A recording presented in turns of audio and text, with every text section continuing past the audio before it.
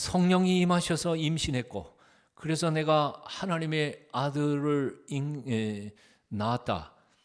세상 누가 그 말을 믿을 만한 사람이 누가 있겠어요? 있어요? 처녀가 애를 낳아도 할 말이 있다고 그러지만 하여튼 그 말이 안 되는 거 아니에요. 누가 믿어주겠어요? 순결과 정결을 생명보다 더 소중히 여기는 2000년 전 당시 유대 사회에서 아버지가 누군지도 모르는 아기를 낳는다는 것은 얼마나 위험한 일이었겠습니까? 그 위험한 일을 어떻게 순결한 처녀에게 명령하신단 말입니까? 하나님께서는. 바로 여기에 우리가 묵상해야 할 두 번째 대림절 메시지가 있습니다. 하나님이 주시는 은혜는 거저 주신 축복임에도 틀림없지만, 그러나 그 은혜를 받은 자는 막중한 의무와 책임 또한 받았다는 사실입니다. 다시요. 은혜 받은 자는 은혜 받은 자로서의 사명이 있다는 말씀입니다. 은혜 받은 자로서의 책임 있는 헌신과 희생을 하나님은 요구하고 계신다는 사실입니다. 흔히 말하는 노블리스 오블리주라는 말이 있습니다. 존귀한 신분을 가진 사람들에게는 그 신분에 맞는 특별한 책임이 요구된다는 뜻입니다. 자리만 높이 올라앉았다고 해서 귀족이 되는 건 아니라는 겁니다.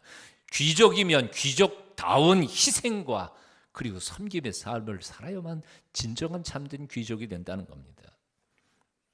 유럽의 고성들, 옛 성들을 찾아가 보면 그 성의 성주들을 그림을 그려놓고 그 밑에 탄생한 날, 죽은 날 이렇게 쭉 게시를 해놨는데, 한결같이 독일에 가든 이탈리아에 가든 프랑스에 가든 고성의 성주들은 일찍 죽었습니다. 40을 넘기면서까지 산 사람 별로 그렇게 많지 않습니다. 거의 다 20대 후반, 30대 중반 다 죽었습니다. 이유를 가이드에게 물어봤더니 가이드는 이렇게 말했습니다. 한 성주는 자기 영토 안에 있는 평민들을 보호하기 위하여 전쟁이 일어나면 전쟁터 맨 앞장서서 뛰어나야 되기 때문에, 그래서 전사, 거의 다 전사했다는 겁니다. 성주면 대단한 역할을 하는 것 같지만 사실은 거기에 주어진 책임 또한 엄청난 것이었습니다. 권력을 가진 사람은 그만한 의무가 있습니다. 남보다 많이 가진 부자도 그만한 의무가 있는 법입니다. 남보다 많이 배운 사람도 그 배움에 대하여 봉사의 책임을 져야 하는 것입니다. 장로님과 권사님, 안수 집사님들은 평신도들보다는 더 큰 책임을 가지고 있는 분들입니다. 책임은 지지 않고 존경만 받으려는 것은 엄청난 허물이고 잘못입니다. 바로 이런 점이 오늘날 한국 교회가 지금 어려움에 처하게 된 원인이 아닐까 생각해 봅니다. 생각해 보면 이 세상에 가장 존귀하게 된 사람들이 누구라고 생각하십니까? 바로 우리 성도라고 생각합니다. 크리스찬들이라고 생각합니다. 왜 그런지 아십니까? 올해는 본래 하나님의 심판 아래 저주 아래 있었던 사람들이었습니다. 하지만 예수 그리스도의 보배로운 피로 말미암아 하나님, 온 우주의 주인이시오 황제이시고 왕이신 하나님의 거룩한 아들과 딸이 신분 격상을, 신분 상승 정도가 아니라 신분이 완전히 뒤집어져서 왕족이 된 사람들이 바로 크리스찬들이 아닙니까? 동의하세요? 여러분이 도대체 누구인지를 자기를 몰라. 내가 누구인지. 워낙 밑바닥에 살던 사람이 왕족이 되면 자기가 누군지 모르잖아요. 하나님 뭐라 그래요? 이 하나님의 왕족이에요. 로얄 패밀리예요. 얼마나 높아진 거예요? 우리 크리스찬들 성도들은 노블리스 중에서도 노블리스들이라고 생각합니다. 존귀한 하나님 나라의 왕족들입니다. 그런 우리에게는 거룩한 의무가 하나님께로부터 주어진 것입니다. 나를 위하여 죽어주신 주님 앞에 거룩한 결심으로 살아가야 합니다. 하나님을 위하여, 이웃을 위하여, 민족을 위하여 지불해야 할 대가가 있고 고난이 있고 희생할 의무가 있다, 그 말입니다. 그렇게 사셔야 돼요. 그렇게 살아야 돼요. 내가 번 돈이니까 내 마음대로 쓴다, 그런 말을 할 수가 없는 거예요. 크리스찬들에게 있어서는. 18세기 영국에서 산업혁명이 일어났을 때 많은 농부들이 도시로 몰려와서 공장 근로자들이 됐습니다. 노동자들이 됐습니다. 영세 수공업을 하던 사장님들도 다 문 닫아버리고 다 실패하고 대기업의 노동자로 취직할 수밖에 없었습니다. 부자는 더 큰 부자가 되고 가난한 사람들은 다 노동자, 가난한 자들이 되어버리고 말았습니다. 가난한 노동자들은 다른 사람들을 생각할 겨를이 없어 겨우 입에 풀칠하면서 하루 종일 밤새도록 일하면서 그렇게 살아갈 수밖에 없었던 처절한 상황이었습니다. 그런데 그들 속에 놀라운 일이 일어났습니다. 조지 피필드나 요한 웨슬레 같은 사람들, 이런 사람들을 통하여 영적 부흥이 그들 속에서, 그 가난한 무리 속에서 일어나기 시작한 것이었습니다. 본래 그들은 세상에서 자기들이 가장 가난하고 처절한 인간들이라고 스스로 패배의식에 사로잡히면서 살고 있었던 사람들이었습니다. 하지만 심령의 마음의 눈이 열리자 세상에서 자기들보다 더 가난한 한 분이 계시다는 사실을 발견했습니다. 이 세상 어떤 사람보다도 더 극빈자로 산 한 분을 만났습니다. 세상의 최악의 극빈자, 바로 예수 그리스도를 그들은 만난 것입니다. 그를 만난 후 그들은 눈에서 눈물이 쏟아지기 시작했습니다. 마른 빵과 영양가 없는 스프를 먹고 있으면서 바로 그때 주님께서는 굶고 계셨다는 것을 깨달았습니다. 기름이 찌들는 떨어진 작업복을 입고 있을 때 주님께서는 옷마저 벗긴 채 벌거벗은 채로 십자가 높이 달려 계셨다는 사실을 알게 되었습니다. 그들이 자신들이 한없이 약해져가는 육신을 매만지며 신음하고 단식할 때 주님의 몸에서는 곳곳에서 피가 흘러내렸고, 그리고 그렇게 하나님이 죽어 가셨다는 사실을 깨달았습니다. 그들은 십자가 앞에 이렇게 울부짖었습니다. 주님, 당신에게 비해 우리는 너무 부자입니다. 당신에게 비해 우리는 너무 많이 가졌습니다. 우리 것을 받으시옵소서. 우리도 남을 위해 조금은 낼 수 있습니다. 우리도 남을 위해 뭔가는 할 수 있습니다. 그래서 그들은 즉석에서 1불씩을 모았습니다. 한 달 생활비가 겨우 50불이었던 것을 생각해 볼 때 1불은 엄청난 큰 돈이었습니다. 50만 원 수입에 만 원을 드는 것과 똑같은 것입니다. 이 1불의 눈물, 1불의 믿음, 1불의 감사와 경건, 절제가 모아져서 자신들보다 더 가난했던 사람들, 아프리카 원주민들에게로 보내어졌습니다. 아프리카에서는 그들의 일부는 엄청난 힘을 발휘해서 돈으로 살 수 없었던 생명의 빛, 복음의 빛을 발하기 시작했습니다. 리빙스턴과 같은 불멸의 선교사들을 파송한 런던 선교회의 이 선교비의 대부분은 몇 사람의 부자들이 낸 것이 아니라 바로 이렇게 당시의 노동자들의 일불의 눈물과 헌신으로 이루어진 것이었습니다.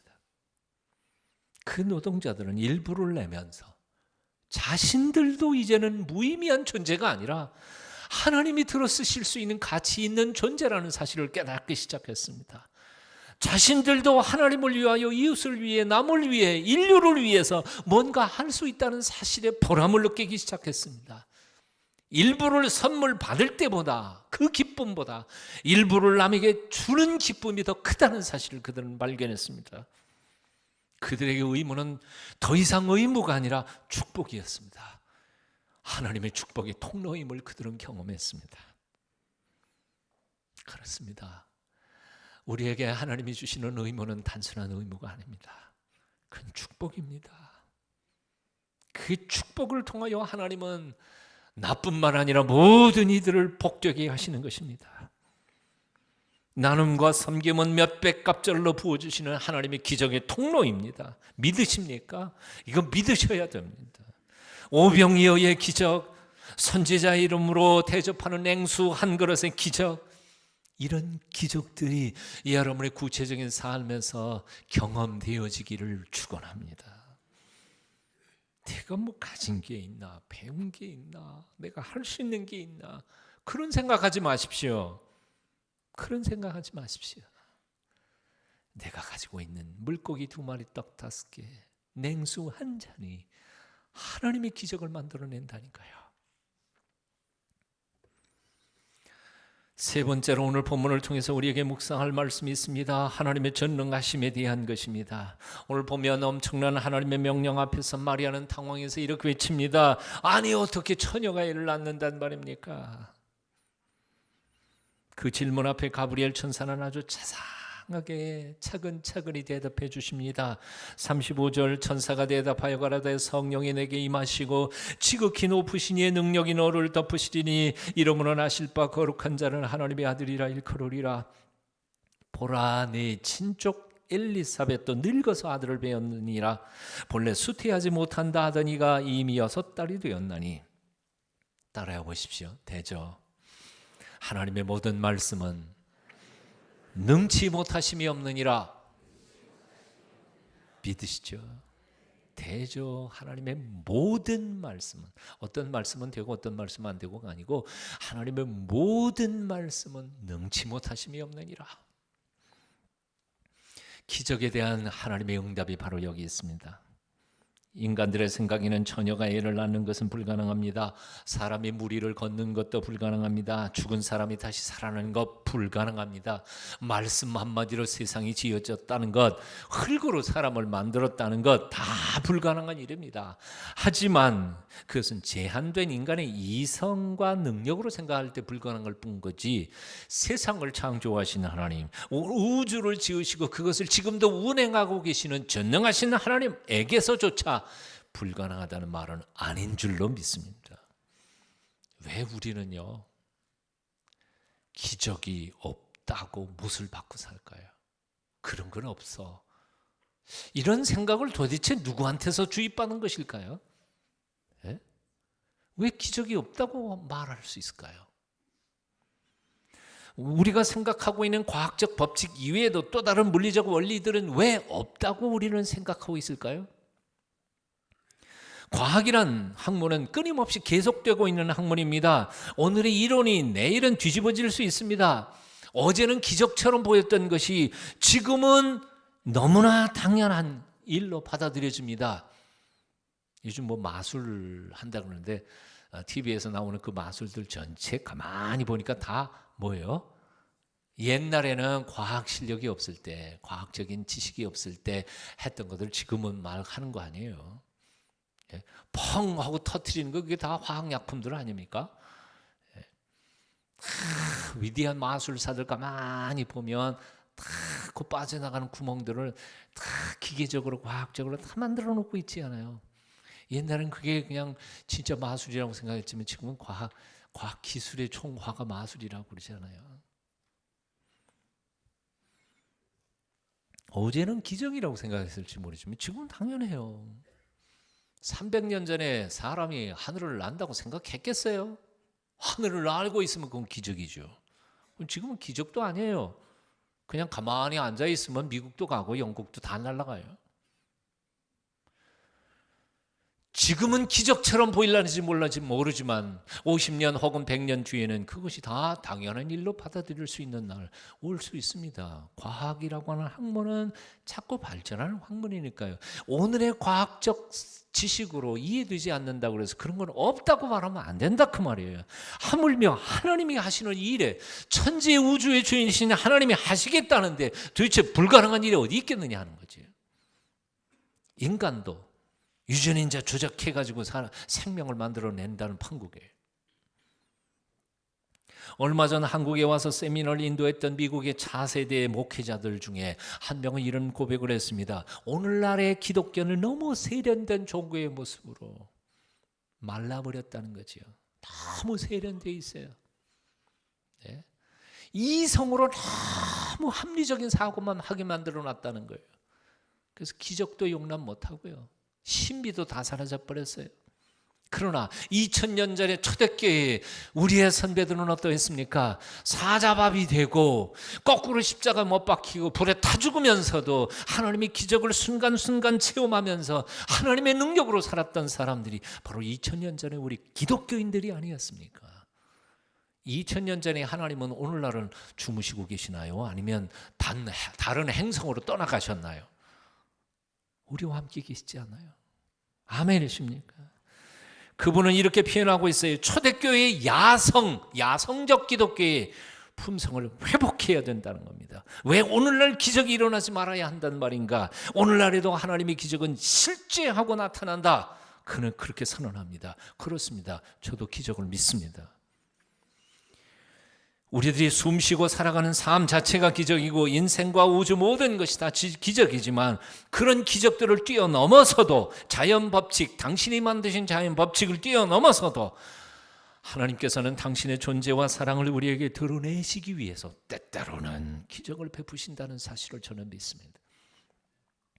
그래서 의사들이 완전히 포기해버린 사람도 살아나는 것 한두 번 본 게 아니지 않아요. 어떤 교육, 어떤 책도 사람을 마음을 바꾸지 못했는데 예수님을 만나는 순간 팍 뒤집어지는 사람들을 한두 번 본 게 아니지 않아요.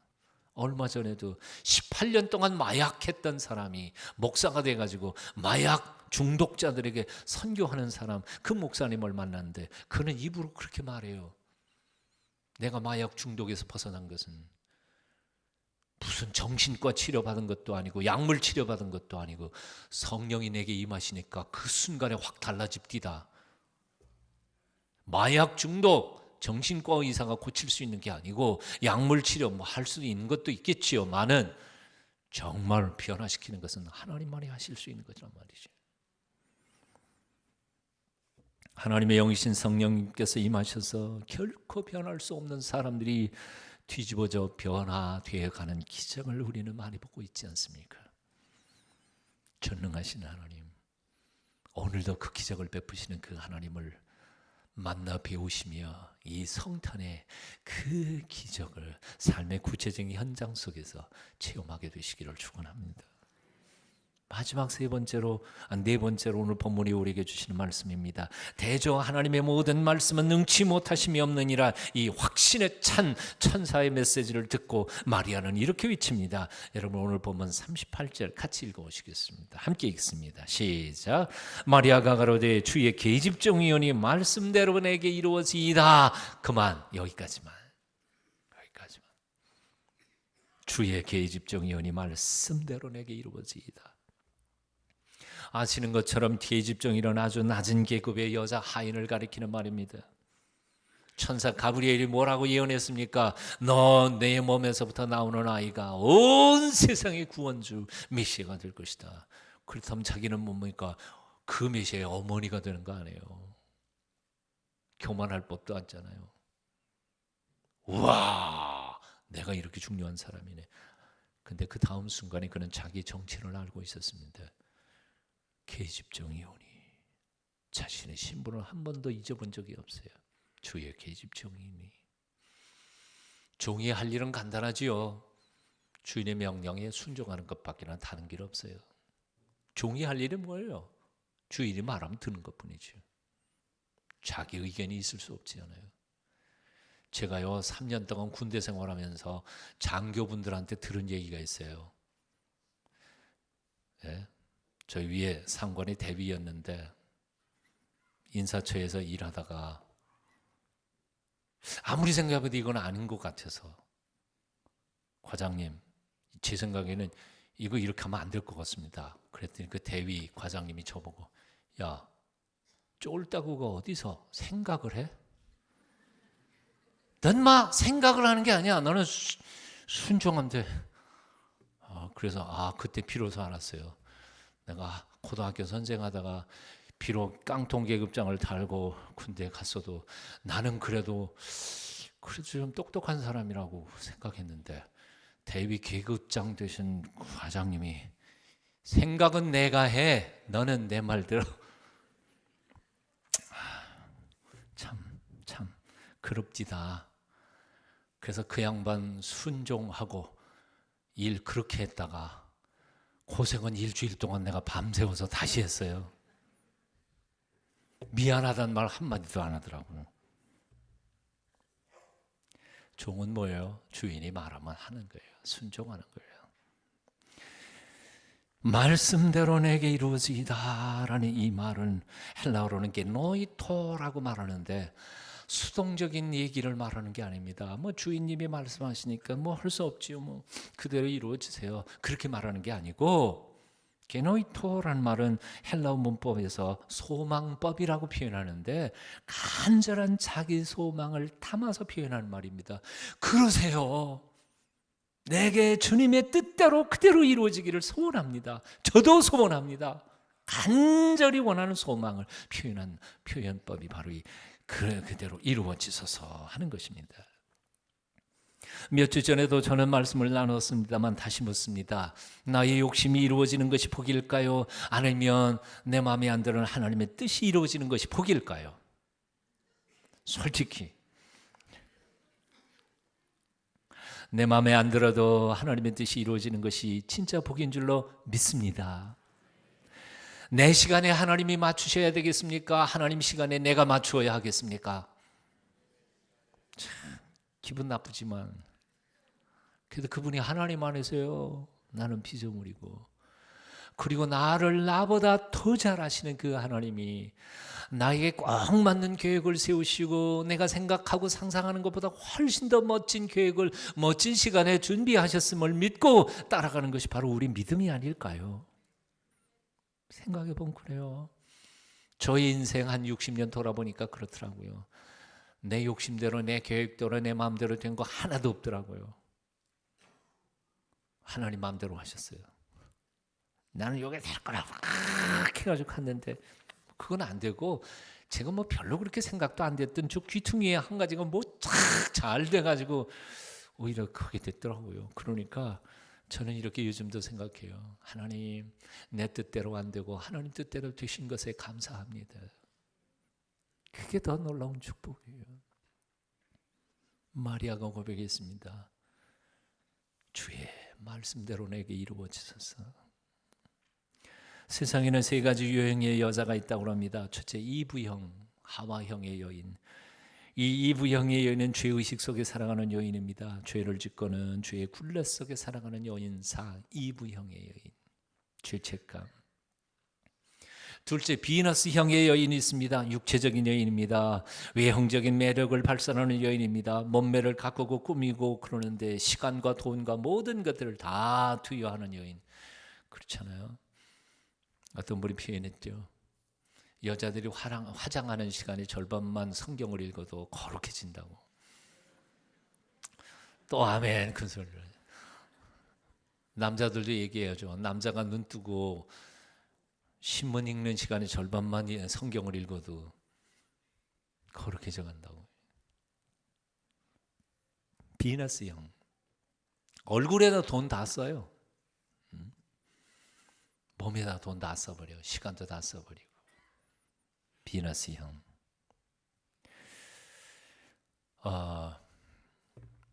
50, 60 된 시어머님이 20대, 30대 며느리하고 싸움할 거 없어요. 그게 아름다움이 비교가 됩니까? 그게 아무리 처바르고 돈을 많이 해도 30대 며느리하고 60대 할머니, 시어머니하고 이건 경쟁이 안 돼요. 안 그래요? 경쟁하려고 그러지 마세요. 그냥 인정하고 축복하세요. 제가 제일 안쓰러운 게 뭐냐면 70대 할아버지가 울통 벗고 나와가지고 알통 자랑하는 거예요. TV에 나와서 그렇게 하시는 분들 보면 참 안쓰럽다. 아무리 알통이 많이 나왔어도 30대 저 보디빌딩 하는 애들하고는 윤기가 틀려요. 차라리 건강하게 본인이 운동하시는 건 좋죠. 뭐 건강하게 사시는 거 좋지 않아요. 그러나 60대, 70대의 아름다움은 뭐라고 생각하십니까? 지혜요, 경륜이요. 그리고 품어주고 사랑하고 후배들을 아끼고 밀어주고 열어주는 것 아닐까요? 그런 아름다움이 진짜 아름다움이 있는데 이것은 젊은이들이 경쟁하고 싶어도 못 따라오는 것들입니다. 60, 70대의 경륜을 젊은 아이들이 알겠어요? 몰라요. 그래서 흰머리에 사람들이 존경하게 되는 것 아니겠습니까? 비너스형 여인. 마지막 세 번째 마리아 형.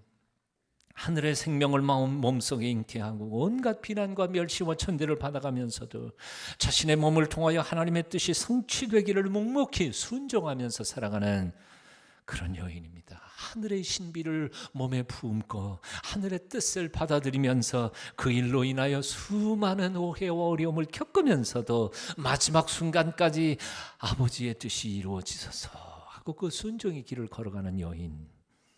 그리하여 이 땅 위에 하나님의 기적, 구원의 기적을 만들어내는 여인 마리아. 성경은 이 마리아를 향해서 은혜를 받은 자라고 축복하고 있습니다. 이제 마지막 질문 여러분들에게 드리겠습니다. 여러분은 어떤 형의 인간입니까? 어떤 사람이십니까? 죽으러 이 땅 위에 오시는 주 예수님의 을 묵상하면서 지난 날은 어떻게 살았으며 앞으로는 어떻게 살 것인지를 깊이 돌아보며 장차 세상을 심판하러 오실 주님 앞에 부끄럽지 않게 살기로 결단하는 이 아름다운 계절 되시기를 축원합니다. 기도하겠습니다.